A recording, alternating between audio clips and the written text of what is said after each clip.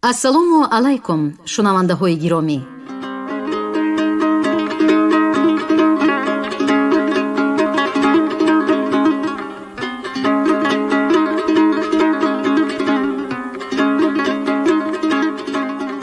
гуфтори адабиямонро аз силсилаи хониши бадеӣ оғоз мекунем. ба таваҷҷӯҳи шумо романи нависандаи халқии тоҷикистон Кароматулло Мирзоев ишқи сархӯр дар қироати Ализода Абдурашид Хоҷамқул. гуфтори панҷум.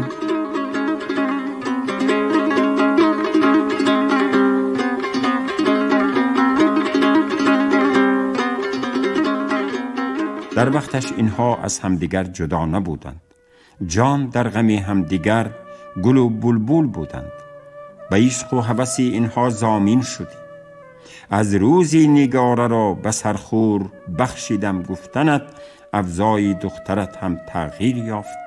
با فرقت دیگر گپ نمی زند، دلش به سرخور. لیکن تو همین را دان کی سرخور به وی نمی تند.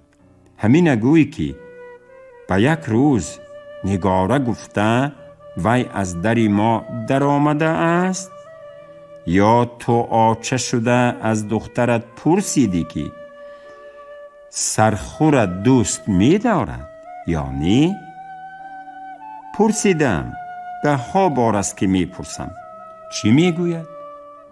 دم نمی زند، سرش خم، ولی تگی دلش معلوم. به خانه آنها پای تازه کرده است. کار و گیری آچه سرخور را می کند. آب می گوید، علاو می گوید، گاو می جوشد، خوراک می پزد، لباسهای سرخور را می شوید. سرخور هم نگاره را از بچه ها حمایت می کند. روز تاریکتر شب باشد نگاره را به خانه می بیارد، لیکن یک گپ که به وی دست نمی رساند. خودی نگاره هم گفته است. با عقل است سرخور، بسیار بسیار با عقل. از زندگی با خبر، چه حال و احوال دارند می داند. خانه هایشان را بینی می گویی که همین حالا می گردند. از پدرش یک سرپناهی درستی نماند. رحمتی یک آدمی بیبندی میان بود. نه زن می گفت و نه زیست و زندگی. قرض دار.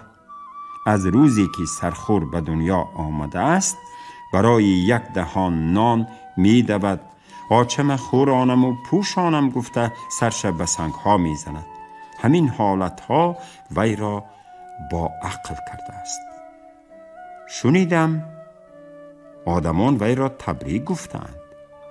برای چی؟ پرسیده است. صاحبی زن شدی. چخیل زن. نگاره را به تو پاک و پهیل بخشیدن. خانه‌تان می بیاری، پول و مالدار می شوی، دامادی آدمانی به دولت. ما موافق آنها نیستیم. هر کس به وارواری خودش. ما کم بغلیم گفته است. به تقدیر تن داده است.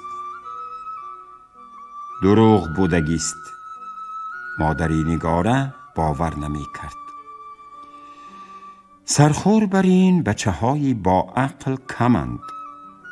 به خودی من هم یاردم کرده است. پدر به خاطر آورد. بیگاهی روزی شده بود. با خریدنهای بی حساب از بازار برآمد. خودی که روز تاریک می شد. باروبونش بسیار، خلطه های پور در دستها و در کیف، تگی باری وزنین، خسته و مانده، به فوک زده طرف ایستگاهی اتوبوس ها می رفت. همین هنگام سرخور را دید. او از راه می گذشت. وی هم پدری نگاره را که عمک می گوید دید و طرفش گشت. دست به خلطه های باری وی برد. در ایستگاه ماشین نبود. از اتوبوس درک نی. آدمان کم. بعضی ها ماشین نمی شود گفته می رفتند. در یک گوشه در درختزار چند نفر نظر به آنها می ایستادند. نگاه ها بی جا. در این جاها بعضن سری راه آدمان را می گرفتند. سرخور خلطه های بار را نزد عمکش ماند. می روی بچم رحمت، رو، از رفیقانت عقیب نمان. رفیقانی سرخور در آن سوی راه انتظارش بودند، اما دلی سرخور نشد که پدری نگاره را در آن بیگاهی روزی که رحمانده شده بود تنها گذاشته رود. من همراهتان می ایستم عمک. طرفی همراهانش دست بالا کرد، خیر گفت. بعد انتظاری سر شد. نه یگان ماشین، نه افتابوس. ایستگاه بی آدم ماند.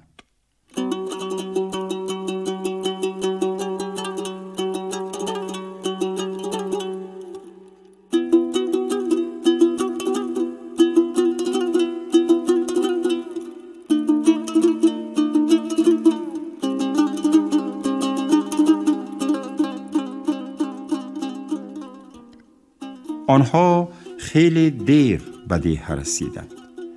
سرخور در نزد خانه اشان هم از ماشین نفرآمد. همراهی عمکش تا خانه آنها رفت. همراه با عمک بارها را فرآورد، جا به جا کرد. بعد هر قدر که نگاره و پدرش خواهش کردند که نشیند چای نوشد، قبول نکرد. نگاره او را تا نزد دروازه گسیل نمود. چند لحظه زیر درختی توتی نزد دروازه ایستادند.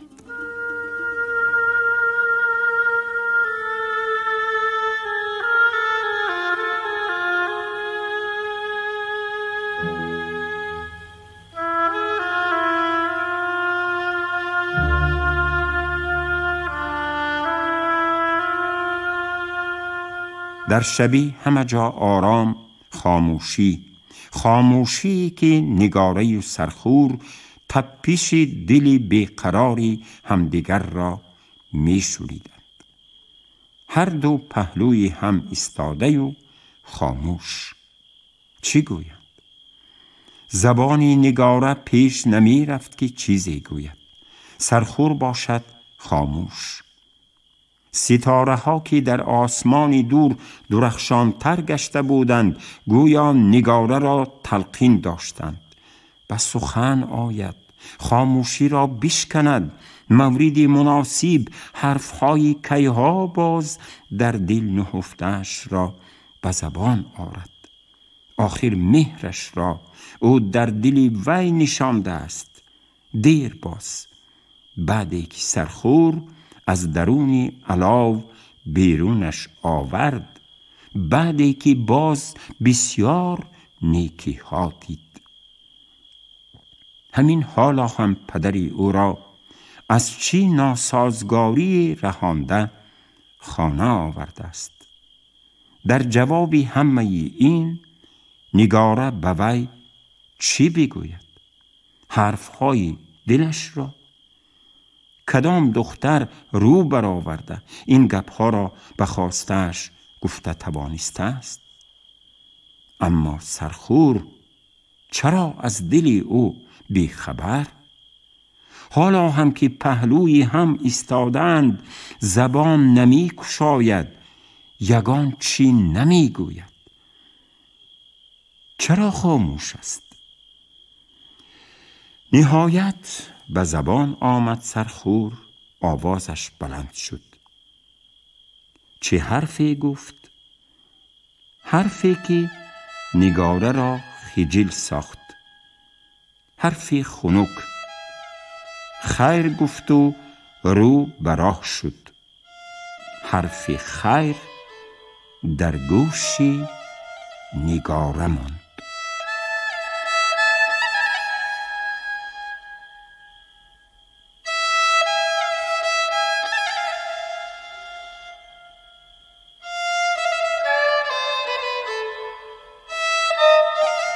آوازه حسن و زیبایی نگاره در مکتب، در دهه، بعداً بچه های دهه های همسایه هم در آرزویی که او را ببینند. خریدارانش زیاد. بسیار بچه ها نزد والدین شرط مانده که اگر نگاره را ندهند دیگر زن نمی گرفتند یا سرشان را گرفته بررسی رفته دیگر نمی آمدند. در راه مکتب هم بچه ها در انتظارش که یک نظر او را ببینند. آنها از پسش کشاله گپ پرتافته شوخی های بیجا می کردند. با هر بهانه بچه ها گرد حوری آنها تاوه زده می گشتند. یک بچه بد اخلاق دهه بالا آب گویا پشت دروازه آنها را اجاره گرفته. ترقات طرق دروازه، نگاره برا آوازها. غضب پدرش می آمد. یک بیگاهی روزی طاقت نکرد. از تاری توتی نزد دروازه به کوچه نظر انداخت. در بیرون بچه های بالا آب، باز همان بچه شلقینی بی آداب، او سرداری همراهانش. می فرمود پیش روند، سری دیوار برایند، دروازه را زنند، دختر را صدا کنند. خودش دورتر می ایستاد. پدری نگاره از تاری توت فرامدنی شد. همین دم سرخور پیدا گشت. از طرف راه روی مکتب می آمد. بچه ها را دیده در جایش ایستاد. خدا به سرخوری بیکس و تنها قد و قامت تن و توش داده. قدش از همه همسنفان بلند، بزبله، با قوت، گشتینگیر، به همه همغلهایش غالب. باز در شهر مشق هم کرده، یک خودش حسابی چند کس را می رفته است. آوازش به مکتب‌های همسایه رفته. بعضی طلبه های مکتبشان را خوانندگان مکتب‌های دیگر می زدند. آنها نام سرخور را گرفته می گفتند حالا ایست سرخور را می بیاریم. سرخور دمی در جایش ایستاد و جانب سرداری بچه ها که دستها در میان در سری راه عصا برین راست می ایستاد آمد. او تنها، رفیقانش به در و دیوار دروازه نگاره اشان نزدیک می شدند. تو سرمیساق نام داری؟ داوطلبانه پرسید سرخور از او. ها، من سرمیساق. نامم را از کجا می دانی؟ من تو را کافته می گشتم. چی می کردی؟ چی می گفتی؟ انا من سرمیساق. حاضر زده به زمین یکسانت می کنم یا همراهانت را هم جیغ می زنی. از کسی که نام مرا شنیدی بعد نپرسیدی که سرمیساق بالا آبی کی؟ نگفتند؟ من تو بر اینها باز چندین تای دیگرت را روی هم میزنم میکشم. پس نآمد سرمیساق و دست به غلافی کارت برد. به سری سرخور دست برداشت. دستش در هوا ماند. سرخور چگونه او را زد که روی زمین دراز کشید. چند غیل خورد. همراهانش جانبی وی دویدند، ولی چون نزد سرخور رسیده او را دیدند شستشان پست گشت.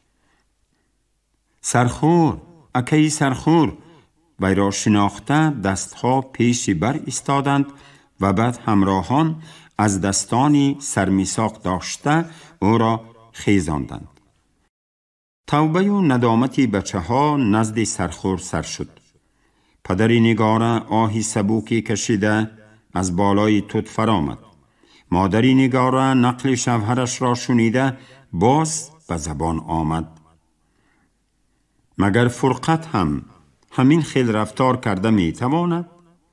برای نگاره آب شکمش را می جنباند؟ پرسید از شوهرش. فرقت هم بچه ها را دیده بود. خندید پدر نگاره. راستی گپ را گفته باز افزود که فرقت بچه ها را دیده دروازه‌شان را از درون قلف انداخته بوده است. داداش، نگاره را به سرخور دهیم چی؟ نهایت مادر نگاره مقصدش را نزد شوهر آشکار ساخت. سرخور نگاره را نمی گیرد. از روی شنیدم وی خواندنی می رفته است. پدر راست می گفته است. در حقیقت سرخور بعد ختم مکتب خواندنی رفتنی. مادر نگاره که با سپارش پدر او بهر شنیدن خبری ها یا نی سرخور به خانه آنها رفته بود، همین خیل خبر آورد. خبری برای نگاره ناخوش، گران، دردآور. ولی چی علاج که همین طور بوده تقدیری او. سرخور زنگیر نبوده است. پدر و مادر روی صوفه گردی خان تختکی نگاره به میان گذاشته بود می نشستند. نگاره خجیل و روح افتاده. مادر باز تأکید نمود که خبری نی را از زبان خودی سرخور شنیده است. او خواندنی می رفته است. همان روز خبری نگاره را نمی گیرم گفتنی سرخور در دیه پهن شد. این خبر به فرقت هم رسید. همان لحظه به حولی نگاره اشان آب آمد. رخنه آب را گشاده بودند.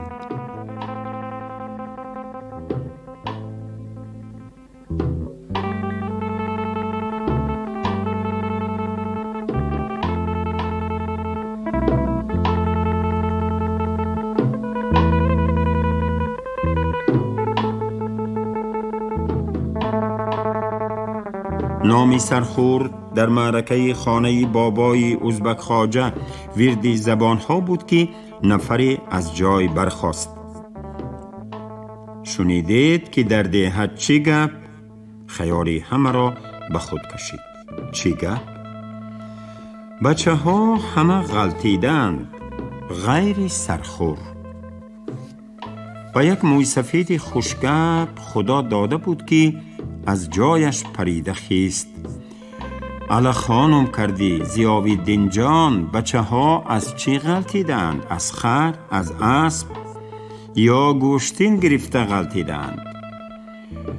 بابا مغنبیری میکنی، میدانی. چیه میدانم؟ بچه ها از امتحان غلطیدند. یگان تاشان در مکتب های عالی داخل نشدند غیر سرخور. این خیل بگو نفهمیدم پیری دیه. ضیاءالدین جان موی سفید خوشگپ خود را به نادانی انداخته باز پرسید. سرخور داخل شده گفتی؟ ها، سرخور داخل شده است. وی کدام مکتب رفته؟ اینستیتوتی صنعت. کی می شده؟ حافظی هم میتونه. آوازش نشنیده بودیم کو؟ یک معلمی زور یاردم رسانده است. بعد خودش احمد بابا قل را تقلید کرده اینستیتوت به سر برداشته است. توانسته است. گوشهای مردم کار کرده است بگو. همین خیل آواز هم داشته است بگو. خدا داخل نمی شد. خدا از کمپیری سنم همین یک صغیره هم نمی ماند. یک موی سفید سرخور را دعایی بد کرد. برای چی بابا؟ همه در حیرت افتادند. یک عادتی بد پیدا کرده است. درخت نمانده بریده گشته است. موی سفید راست می گفته است. سرخور بعدی دانشجو شدن همین خیل کار می کرده است. اما درختی سبز نمی بریده است. هیچگاه به هیچ وجه. تیشه و تبر اره در دست، خرش پیش دره به دره جر به جر گشته درختی خشک می جسته او. درختهای خشک کم یگان. آنها در سری تیغه، تنه کوه و کمر در جایهایی که پای آدمی نمی رسیده. ولی سرخور ناعلاج بار زندگی مادر به عهده‌اش باز در شهر خواندن، صغیره بیکس تک زمین و بالا آسمان، با هر راهی که نباشد باید بزیهند روزی خودش و مادر را گذراند. البته با راهی حلال، با مهنت. هفته 1-2 بار خر هیزم یافته ده به ده گردانده می فروخت، پول می یافت. به گفته مادر که مرد بچه است، خوار نمی شود.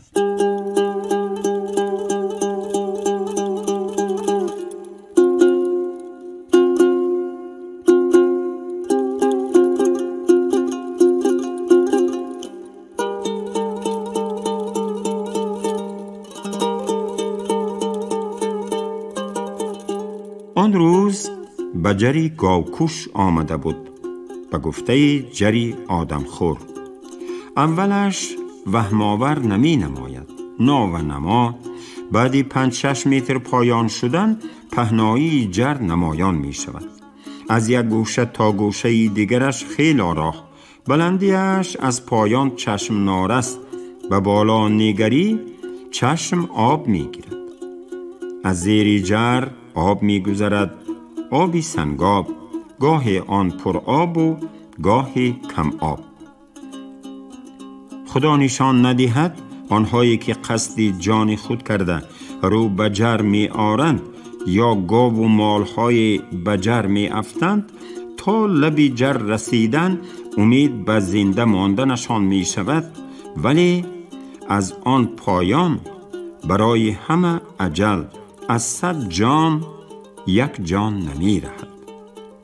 قدقدی ناوه تا دمی جر درختان رویدند، جا جا باز درخت.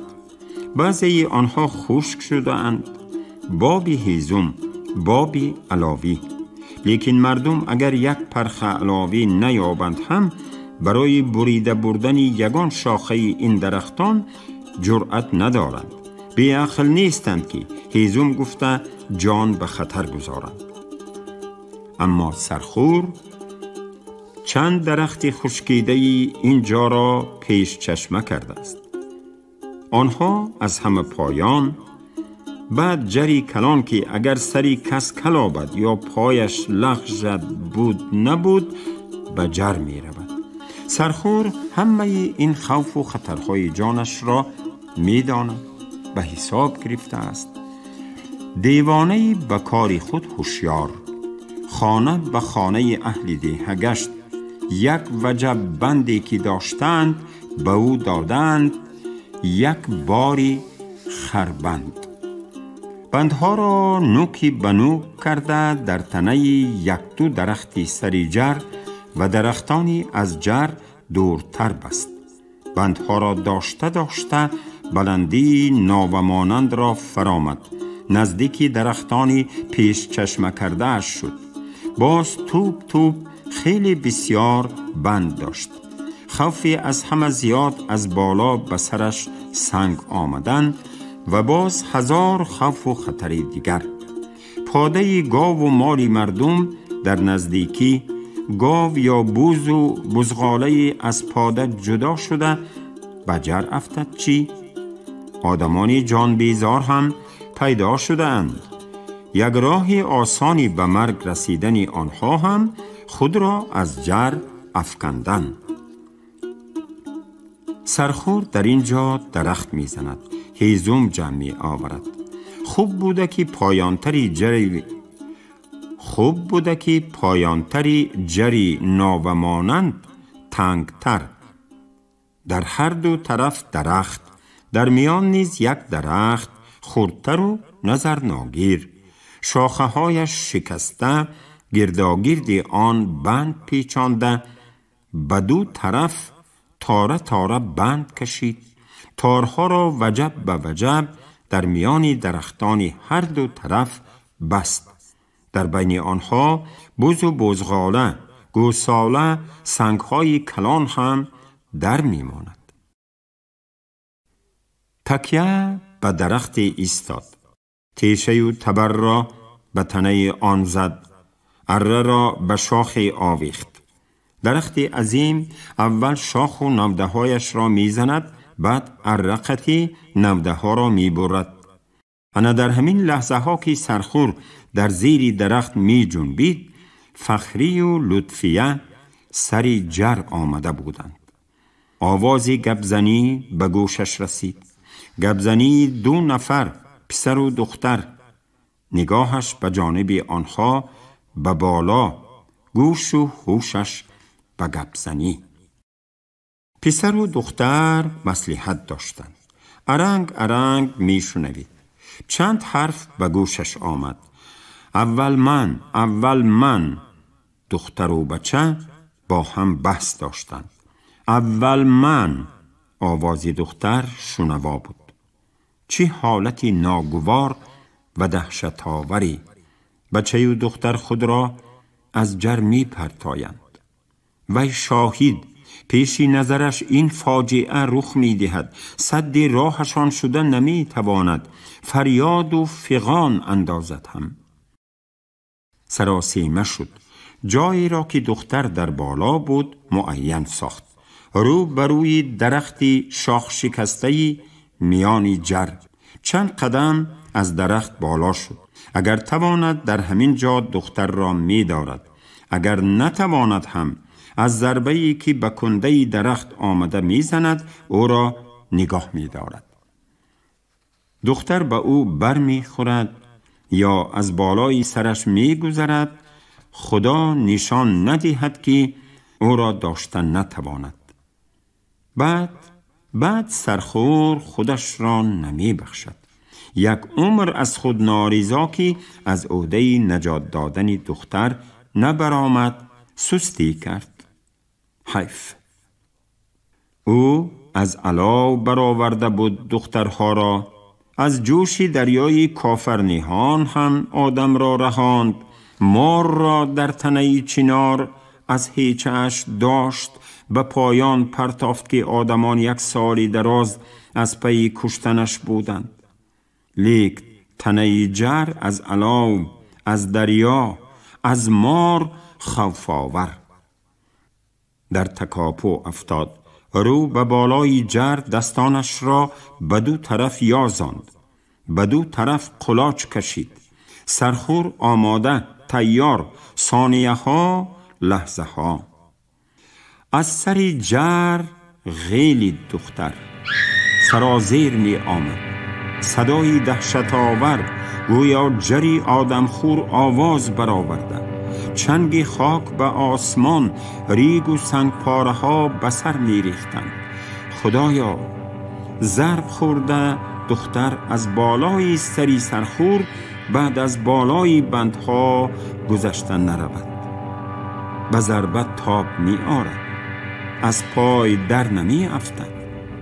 همراه او سرازیر نمی رود. نه این طور نمی شود. فکری بعد بدی می زاید.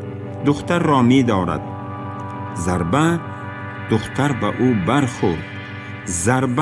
ضربه ای که گویا زمین جنبید. در تگ پایش رفت زمین.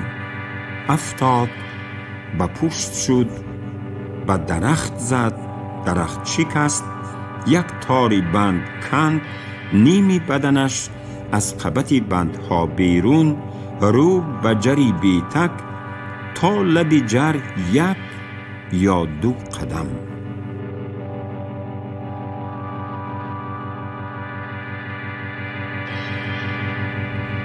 شما گفتاری 5 رو از روی رمان نویسنده خلقی تاجیکستان کرامتالله میرزویف عشق سرخور در قرائت راوی علیزاده عبدالرشید خوجمقل شنیدید. کارگردان شیرعلی نغزلی. پایان گفتار ادبی از سلسله خوانش بدیعی.